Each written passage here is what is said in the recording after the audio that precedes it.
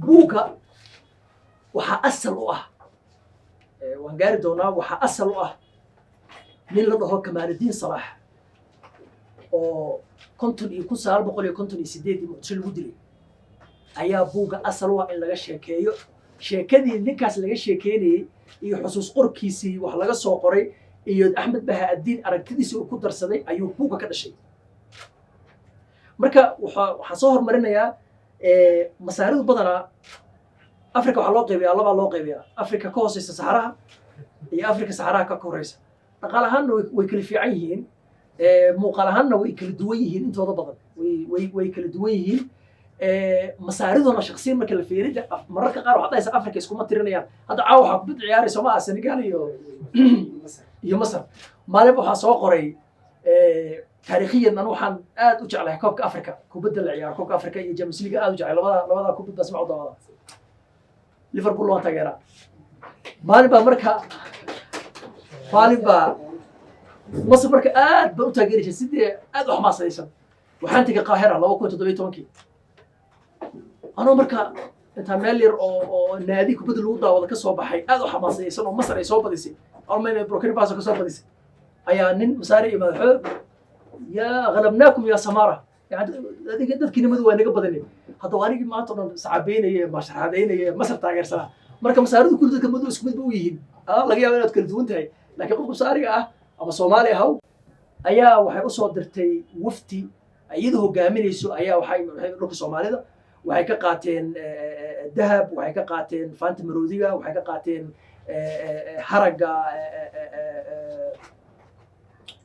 haraga shabeelka waxay ka qaateen xayawaano badan oo dabjoog ah ayay ka qaateen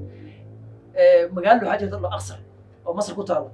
ma aqaan English Luxor waxba la ma aqaan Arabi aqsar baa lahaa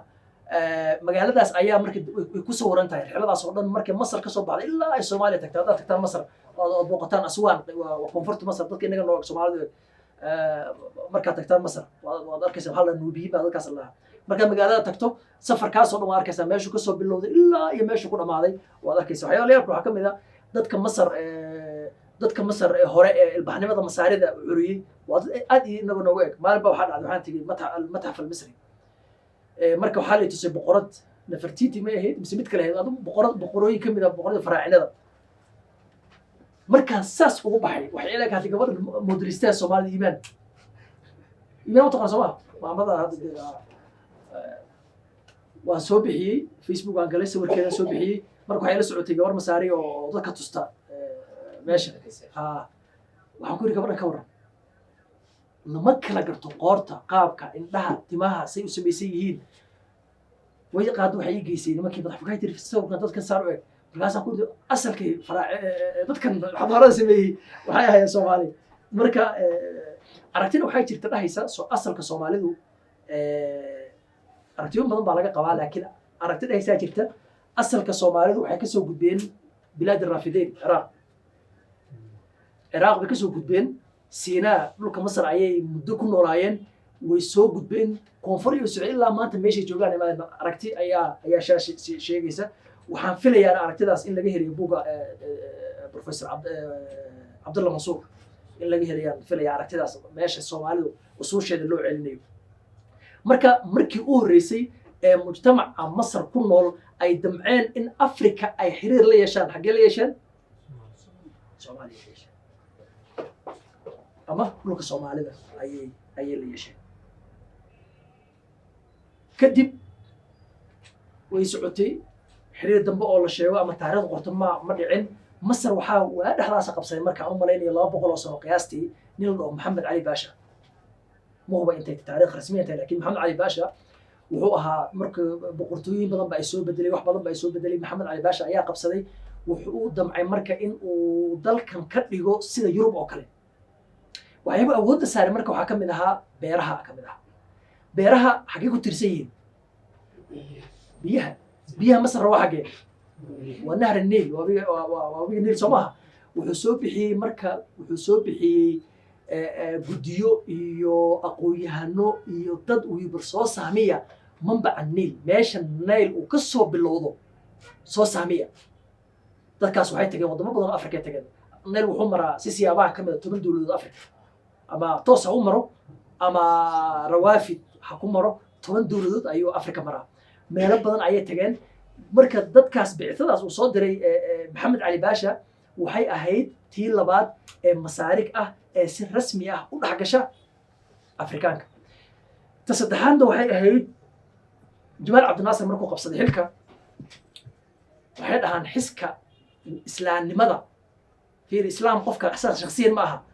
adoo islaam ah ayaa in dowladaha islaamku midoobaan aadan ka shaqaynaynin macnaha shakhsiyadaada kama hadlayo inuu qofku mashaacir iyo dareen u xambaarsan yahay si fiican bii fahmaysaa taas adoo macnaha islaama oo salaadaha tukada oo sooma oo xajiya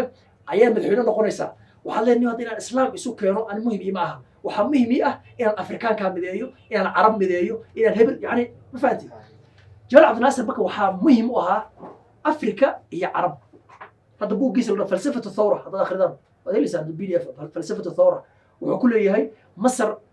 waxay dhexda bartamaha kaga taallaa 3 xalaqo ama 3 goob oo isgashan 3 daa'iro kow waa caalam islaami caalam alcarabi iyo afriqiya marka waxaa la rabaa masaalixda intaas oo aad ka mid tahay saad u ilaalin lahayd soo hadda soomaalida intaas urur baa ka tirsanahay hadda qaar soomaalida ku dhaha jira waxaan rabnaa jaamacadda carabta ka baxno maxaad oga baxaysaa adoo ku jira urur sidaba maanta takatul jira iyo urur in la gala mooyaane dowladda haysa aan ka baxo weliba maqasheen waxaa la rabaa si aad uga faa'iidaysan lahayd inaad adigu ka hentaa la rabaa afrikaan baa tahay carab baa tahay adduunkaad ka tirsan tahay igad baa ka tirsan tahay يعني انت صوروا بقى كتير سنتاي انا الرأي انا كنت مركب مصالح هي سياسه هي استراتيجيه هي اركتي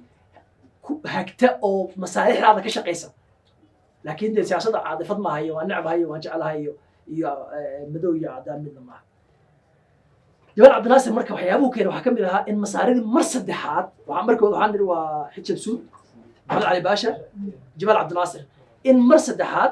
uu masaaridii ku dhaliyo aragti ah in afrika la galo afrikaankaas had mar loo basoo cilaa koobka afrika caawa Felix qabanayo aragtida u horeysa waxa iska la masaarida xilli Jamaal Cabdi Naasir been ahayd marka asaga loo tiiri karaa masar marka xilligaas waxay noqotay wadamadii gobonimo u dirirka ahaa ayaa waxay u noqotay xarun u noqotay Jamaal Cabdi Naasir inkastoo dadaalkii loo baahnaa ma gelin afrika haddana xilligaas wadamada afrika gaar ahaan Soomaaliya iyo Suudaan iyo wadamada xiriirka qotada dheer ay leeyihiin si fiican ayuu Jamaal Cabdi Naasir awood u siiyay halkaas ayuu marka buug inaga naga soo galaya halka markay marayso ayaa waxa dhacay dagaalkii labaad ee adduunka oo laga soo baxay dowladihii adduunka inta badan gumaysan jiray dowlado badan oo kamid ah ayaa laga adkaaday kow dowlad laga adkaaday ayaa kamid ah adduunka gumaysan jiray Talyaani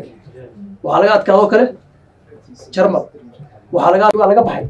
marka siyaasaddu waxa imanaysa dal laga adkaaday seebuu dal kale u sii gumaysanaya ururkii qaramada midoobay marka magacan ma lahayn markaas iyada ayaa waxay sameeyeen golo la dhaho majlis al-wisaaya majlis al-wisaaya af Soomaali waxa lagu dhahaa wisaayad bay Soomaalidu dhahaan wisaaya waxa waaye waan sheegi doonaa ya horta xorriyad gaarsiin waa faham erey ma aha macnaha oo laakiin xorriyad gaarsiin waa sax trustship marka waxaa la sameeyey golo la dhaho golaha xorriyad gaarsiinta dhaar marka ayaa intaan ka helin erey ka kooban golaha xorriyad gaarsiinta ayaa la sameeyey oo muhiimadiisu waxay tahay dowladihii laga adkaaday dowladihii ay haysteen waxa marka hore waxa xiriir ka dhaxeeyay koonfurta Soomaaliya iyo Talyaani Soomaha hadda waxa leeyahay marka koonfurta Soomaaliya ma aha shaqo khusaysa Talyaaniga kaliya ma aha waa shaqo khusaysa qaramada midoobay iyo dowladihii guuleystay sadarteed waa in ay qaramada midoobay iyo dowladihii guuleystay ay u magacaabaan Soomaaliya dowlad 1960 markii xorriyadda qaadanayso gaarsiisay waa inuu magacaabaan marka golaha go'aaminayay waxa la jiray golihii xorriyad gaarsiinta dhahan ayaa la dhihi jiray wuxuu ka shaqeynayaa marka dowladdaas Soomaaliya oo kale koonfurta Soomaaliya oo kale Talyaani u haystay si loo diyaarin lahaa dadkeeda kadibna dowlad loogu wareejin lahaa mucayyana dowladdan ay u gaarsiin lahayd xorriyad u gaarsiin lahayd wisaayadaas ama xorriyad gaarsiinta 11 dowladood ayaa adduunka marka ayaa adduunka noqdeen dowladihii golihii la sameeyey uu gaarsiinayay dowlad badan ayaa ahay laakiin africa waxaa ahaa soomaaliya iyo cameroon togo tanzania oo markaas tanzania zanzibar waa inta isku biirin tanzania zamaanta isku biirin rwanda iyo libya يعني انت لحدا دولدود waxaan dhiraa Soomaaliya iyo Cameroon Togo Tanzania Rwanda iyo Libya ayaa kamid ah dawladihii marka xurriyad gaarsiinta loo gartay ee ama Talyaani ama Jarmal ama dawladihii la midka ah laga adkaaday ay maamuli jireen marka Soomaaliya koonfurteedii waa koonfurta Soomaaliya qoy waxa haystay Ingiriis koonfurta Soomaaliya marka la damacay in loo dhiibo wadan loo dhiibo waa in la diro gudi ay tagaan Muqdisho Soomaalida soo wareystaan kadibna arintaas darteed dawlad loo magacaabo waxa qaramada midoobay marka magac kale loo hado UNESCO lama dhigi jirin marka ayada oo fiirso laakiin waa magac baa laga bedelay waa isla shaqadii saddex dal ayay magacaabeen Masar meesha buu ka soo galay soo Masar Colombia iyo Philippines saddexdaa dal dad ka socda saddex qof oo ka socda nin Filibiina mid Masaari ah iyo mid Colombian ah ayaa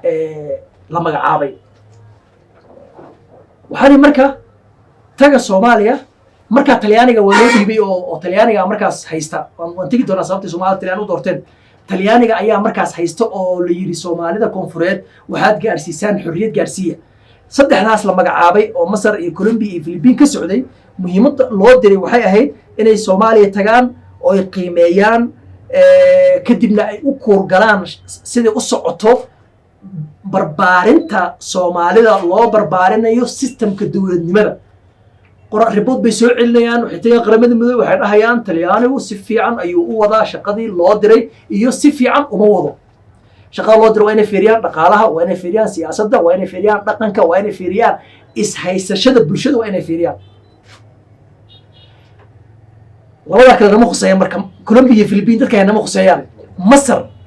markii ay qaramada midoobay rabtay marka qof Masar ka socdo inay ku darto gudida ayaa waxay maaqdaceen Kamaluddin Salah markaas iyada qunsulka Masar ayuu qunsul uga ahaa magaalada Marseille ee Faransiiska wuxuu kaloo ka soo shaqeeyay inta ka hor oo safiir ka soo ahaa Qudus Falastiin Japan Lebanon Mareykan San Francisco qaramada midoobay markii la asaasay uu joogay wuxuu ka soo shaqeeyay Greega wuxuu ka soo shaqeeyay Oman wuxuu ka soo shaqeeyay Suuriya inta dal markuu ka soo shaqeeyay diblomaasiyadda rugcada ah ayaa marka Soomaaliya la keenay Soomaaliya markii la keenay ninka Soomaaliya lagu dili doonaa wuxuu la iman doonaa marka aragtiyo ka duwan aragtidii meesha taalay laana ninka waa nin Soomaalida maanta nool xasaasiyadda carabta ka qabaan Soomaalida hore kama qabin يعني قف سومالي نور لحن تطبعات سديت سنة كهر إنه عربي هاي مع واحد إنه أهين وح حساسية ده وكقبي مجرد لو أفكيس أهين أف قرن أو هذا عن قرن ما هين لو قد وقف سومالي وحكوا قرط مركب كواد قصر عيسى وهاي العربي مركو ماشي تيجي مركا Soomaali دي وراح قالي قبائل ذودي دقن كودي جور كودي سويالين ديجان ذودي دول كودي ويحط بطري Soomaali دي إنك وجعلانين أصلا وجعلا Soomaali بوجهل وحبولي وحكم ده Soomaali أي سبب هاي بمركان تيجي لوكاس قارهان ذاك كنا الباديها وحي قبين ده Soomaali واقع وحال حين تري جنتين ورجل وحين تري لبقو يعني وحرية إنه مكاس إن ركل كذا كرو لكن دقن مو أيد بعد عكرته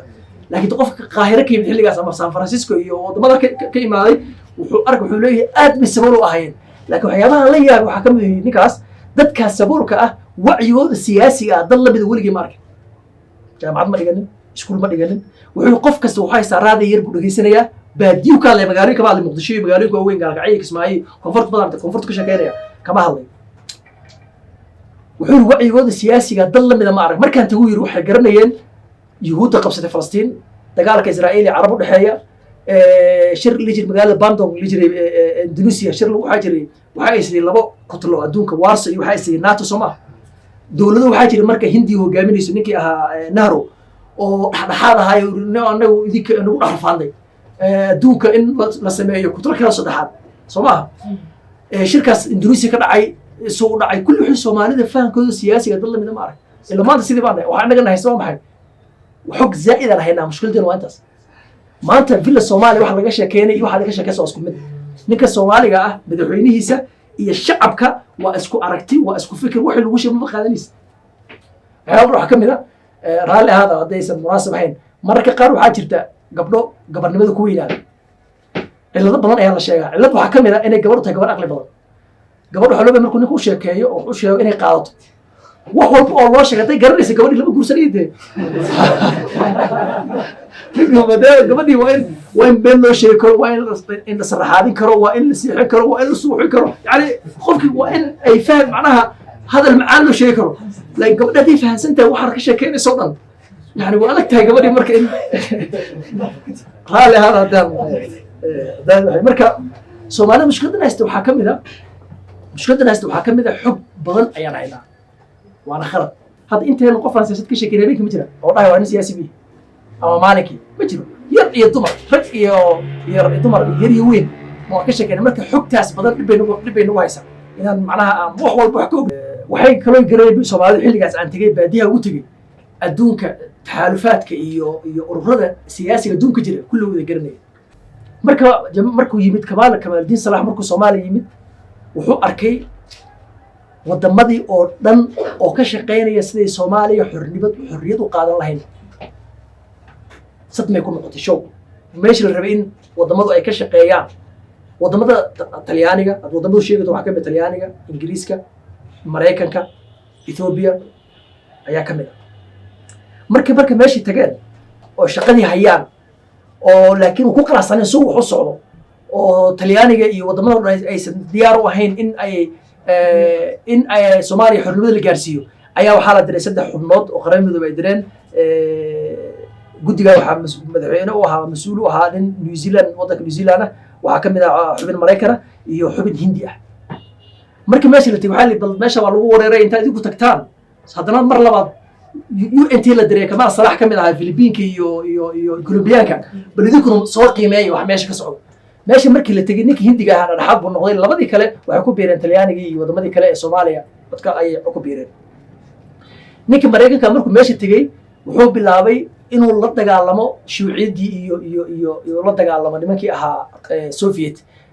Soomaalida xiriirka ka dhaxay meesha la rabay Soomaalida soo qiibay oo mar xorriyadii si fiican ma ugu socdaan wuxuu bilaabay inuu dhaho Soomaalida xiriir ma leeyahay midowga Sovieti meesha shuuciyad ma joogtaa Warsaw meesha ma ka shaqeysaa iyo waxyaabaha loo soo diray ninkii New Zealand ahaa wuxuu markiiba gacanta ku dhigay qunsulkii Hargeysa fadhiyay ayaa gacanta ku dhigay wuxuu ka shaqeeyay in Ingiriisku ay kulli Soomaaliya ay mar labaad ay qabtaan ninkii Hindiga ahaa iyo Kamaaldiin Salax ayaa marka waxay isku raaceen in Faransiiska iyo Belgium iyo Ingiriis iyo Xabashi iyo Talyaani kulli ay ka shaqeynayaan in aan Soomaaliya xorriyad qaadanin labada gobol ay samidoobin marka wuxuu leeyahay gobol mid walba maxaa danta ugu jirta maxay tahay soo ahaan Belgium danta ugu jirta waa maxay Belgium wadamo ayaa wuxuu gaarsiinayaa xorriyadu gaarsiinayaa haddii marka Soomaaliya dhaqso la siiyo asna wadamada uu gaarsiinayo uu siinaya sadarteed wuxuu rabaa inuu sii joogo wadamadaas ama kuwa gumaysta ahaadaan ama kuwa xorriyada gaarsiin ahaadaan markii uu dal Afrikaan xoroobo dan ugu jirto Belgium waa saas Talyaaniga ku saaray Talyaaniga wuxuu rabaa inuu wadanka iska joogo kheyraadkiisa qaato oo iska boobo Soomaalida gumaysto weligaa lii aan xornimo la gaarin Britain ayaa ku saartay Ingiriiska laba arrimood dib baan ka sharxi doonaa ama way iman doontaa iyo Ingiriiska iyo Belgium isku kiis bay ahaayeen Ingiriisku marka si fiican u sharaxaya wuxuu leeyahay Ingiriiska 1942 ilaa 58 sano Soomaaliya dhulka Soomaalida oo dhan waxa ka taliyay Ingiriis marka laga reebo Djibouti haddii noqoto dhulka Soomaali galbeed ama Ogaden haddii noqoto NFD oo ama dhulkan hadda Northeast loo yaqaano iyo labada gobol ee waqooyi iyo koonfurba dhammaan waxa ka talinayay Talyaaniga Ingiriis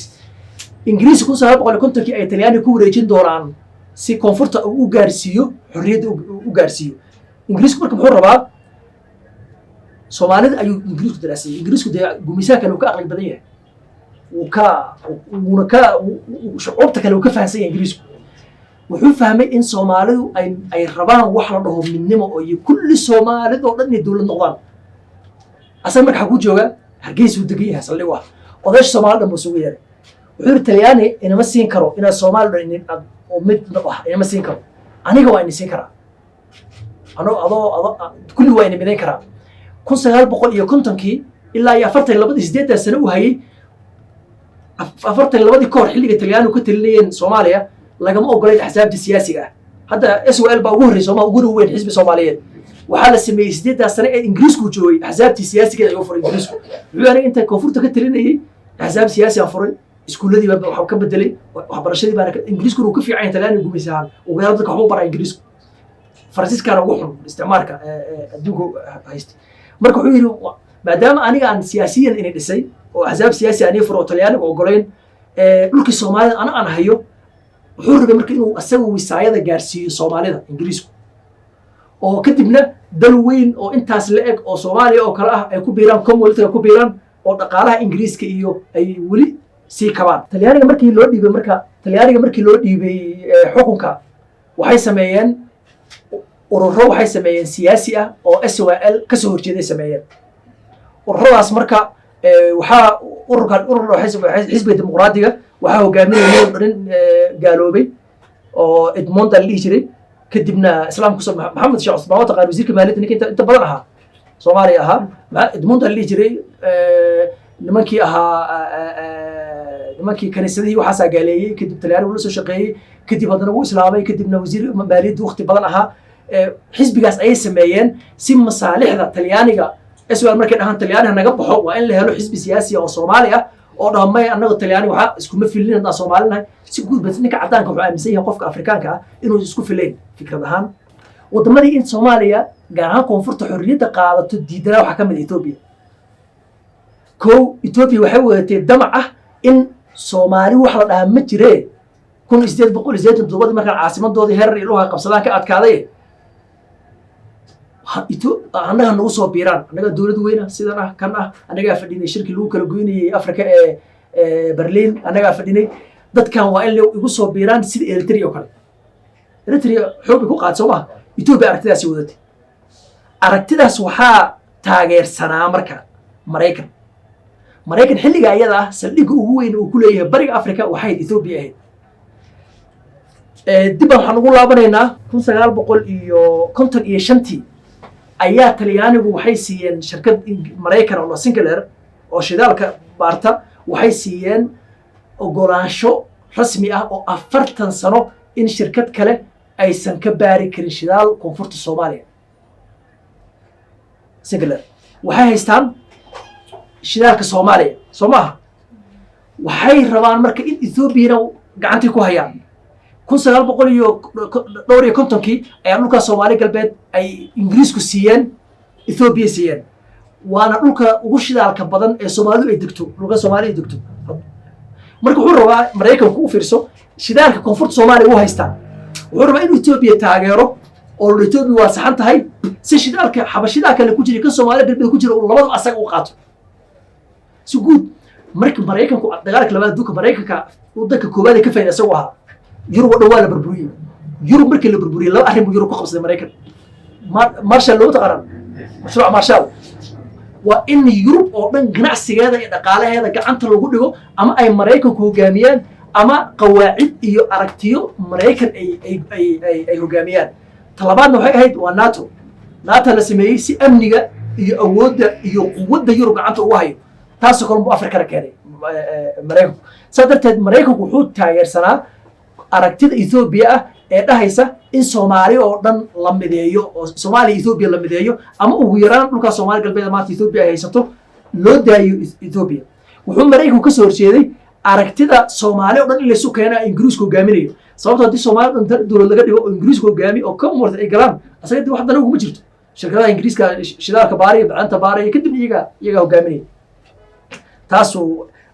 shirkadda Sinclair waa shirkad petrol oo Mareykan 1916 ayaa la aasaasay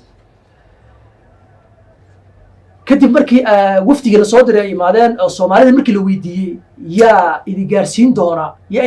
doona xorriyadda Soomaalida waxay doorteen Talyaani